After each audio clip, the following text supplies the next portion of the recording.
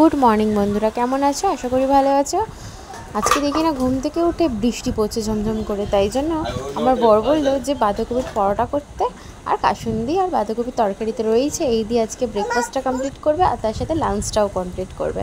তো লাঞ্চটার জন্য ওকে প্যাক করে দিয়ে দিয়েছি।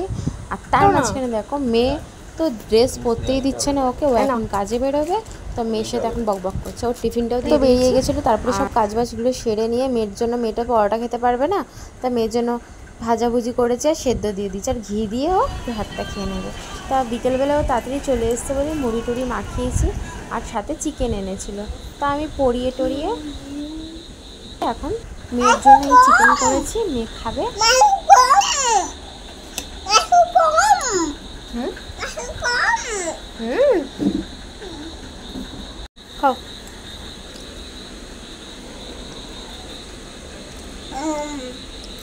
টেস্টি।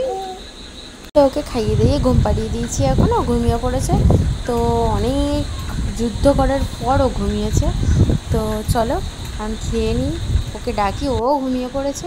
তো দেখো চিকেন কষা করেছি আর গরম গরম ভাত, খুব খেতে ইচ্ছা করছিলো, তাই রাত্রিবেলা এটাই করেছি। তো চলো আজকে এটা খেয়েই আমরা আজকে ডিনারটা কমপ্লিট করি। তো আবার দেখা হবে কালকে। তো বাই।